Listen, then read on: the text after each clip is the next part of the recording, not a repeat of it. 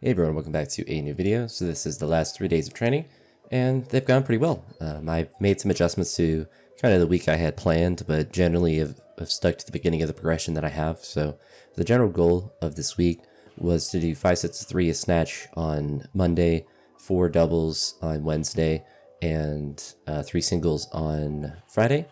So the last session of this video. This is Wednesday, Thursday, Friday of my training days, and the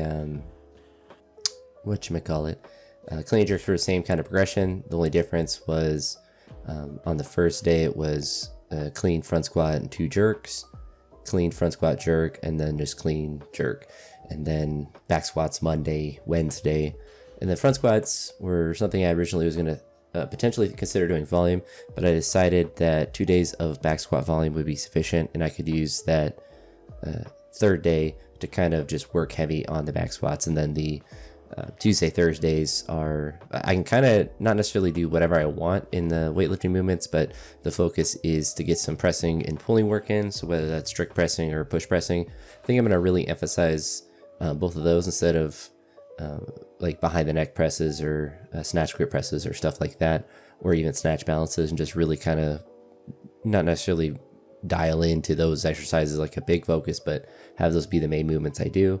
And of course still do the similar accessories that I've been doing. I really have been liking the dumbbell pullovers, which I think I mentioned this a couple times, but I've modified it, or at least made it easier. But I might have to go to the more difficult version where you are perpendicular to the bench, because now I'm up to 70-pound dumbbells, which or just one 70-pound dumbbell, which up to a certain point becomes difficult to kind of get up and down. The actual movement is fine, but setting it up or getting it like you're doing up above your head or whatever can be a little bit tricky, and then to finish a set. So might change that to the other way so I can lower the weight again, but at the same time I like how the movement feels, so I'm going to continue with it. And then same thing, just different things with the triceps and biceps, but really just upper body focused stuff. But that dumbbell pullover has been kind of my main shoulder accessory movement. Obviously, pressing and stuff is there as well. This is the day where I did 4 doubles, and I actually did them without straps, which was not as enjoyable because obviously it doesn't feel the greatest on the hands as they get wore down a bit, but it wasn't too bad, and they all felt pretty good.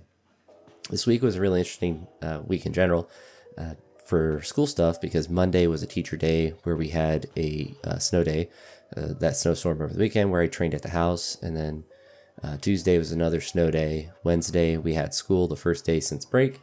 Thursday another day of school, and then Friday we had another snow day. So we actually had 3 this week, because it actually got pretty bad, but it wasn't until it's weird because we definitely could have had school on Friday, but the drive home for anyone that had gone to school that day would have been horrendous, because it was like around 4 o'clock when it started to snow pretty hard, and that's when my school lets out, so all the early learning centers in the district let out. So it would have made it a little tricky for the and it looks like the heat just kicked on, or sounds like the heat just kicked on, so I apologize for that. But the drive home, and not just for teachers or for kids that are picked up, but for the buses, would have been pretty bad, because the roads they got bad pretty quick. And I think a big part of that, obviously it snowed relatively quick, but it's been decently cold, so it wasn't just kind of instantly stuck to the roads and stuff. And thankfully I was able to get home, or get to the gym on that Friday and get home without any sort of issues.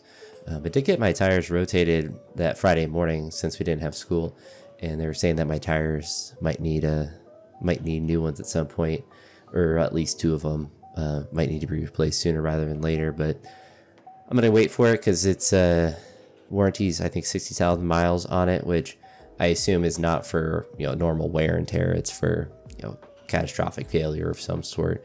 I assume that's what most tire warranties. I haven't read in depth, but I'm at 20,000 miles about with the tires that I have now, so I'm fine. I haven't noticed any sort of necessarily traction issues. Obviously with the snow, everything is terrible with traction, but I don't think that has anything really to do with tread. I think this the 11 inches of snow and 4 or 5 inches of snow that I had. With front squats on this day, I went up to 160, and then I tried 183 and just did not have enough strength for it. And I just need to take a smaller jump and just be fine doing like 175 or even 180, but just be more conservative since I'm only doing really this front squat, in this middle part of the week. But I didn't want to try it again just because there's not a ton of benefit of me failing a bunch of front squats, and I didn't really feel like that first one was necessarily close. Like it wasn't like, oh, it slipped off. I can just really try to arch back a little bit more. I just kind of got dominated by the weight, but it's fine. This was Thursday. Yeah, because of the shirt. I'm trying to think of what shirts it were.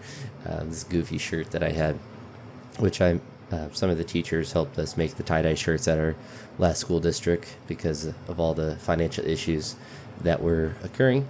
It's I think it says I'm fine. Yeah, it's almost like that meme, but I actually have two of them.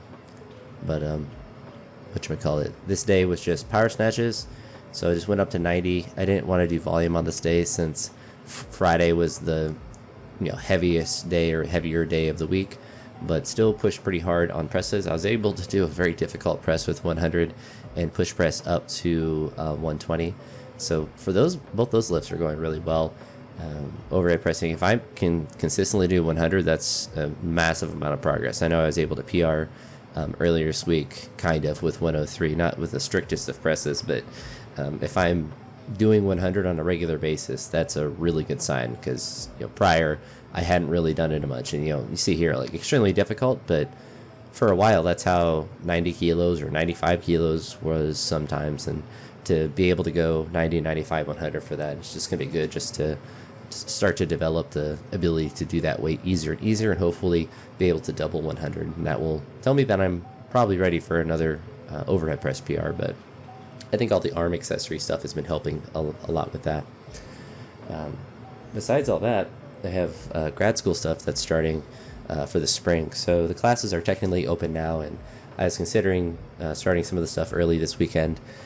Nothing is really due until I think like the 20th of this month, but better to have a head start than to be up against deadlines. But it's just 2 classes. One is funding opportunities in physical education. The other is research opportunities. So research and funding for physical education, and obviously they're all asynchronous, so and online, so I don't have to worry too much about that. But I have those 2, and then 4 in the summer, and then I'm all done, and I'll get a big salary upgrade for next school year, which will be really nice, and then I'll be rich. It's not really, but I'll have a really nice pay bump, and then the next 2 years I'll get a pay bump each year, because I'll go from master, basically all 4 columns that the contract has. Right now I'm at column A, and then I'll go to column B for masters, and then I'll go to column C in 2026 for Rick was coaching me. Seems like everyone is drawn to my camera. Anyone that coaches or watches me do a lift, it's kind of funny. I guess it just shows that I pick a good angle to film from, if that's where people want to stand for watching the lift or whatever.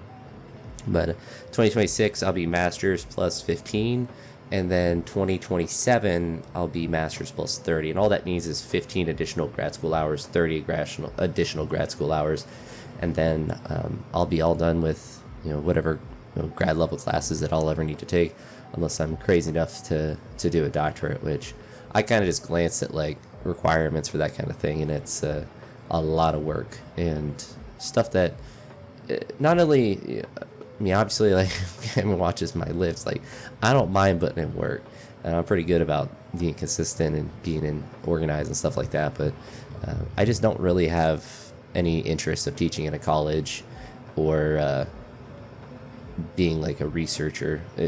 Mostly be teaching in a college and then probably doing research on top of that or something, but don't really have much interest in doing that, and teaching K-2 is certainly the way to go. This is actually, I forgot to mention, this is where the session with the new tier shoes, so they came in on Friday. It's one of the reasons I waited a little bit to go to the gym, so I actually kind of drove through the snowstorm to get there.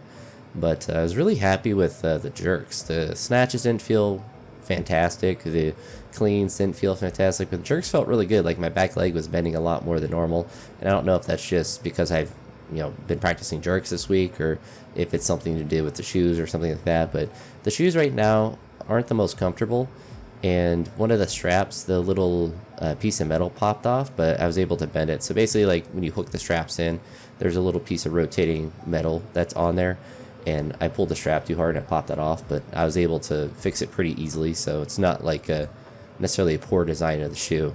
It's just like a metal, almost like, looks like a staple almost, but it's curled in at the top. I just had to push that in a little bit to hold the metal piece in. Then it was fine, which honestly, it was really easy to do. Especially I used a metal clip. I don't even know what they kind of look like clamps, I guess, clip clamps. But people use them for lifting sometimes. But yeah, those were able to fix it pretty easily. The shoes look really cool. There's definitely more room in them than like the Ramaleos, and I think that's part of the reason they feel a little odd right now. The Ramaleos are definitely more narrow, so I'm getting used to that. But as far as like the comfort, like they're definitely comfortable. They're just I don't know. They felt odd, but it wasn't like they were like, oh, this is like pushing on my foot, or like it didn't feel like I was getting in weird positions. So I don't know if it's because the heel's a little bit taller, if that makes a difference or not. But I definitely will be using them consistently because I do think they look cool.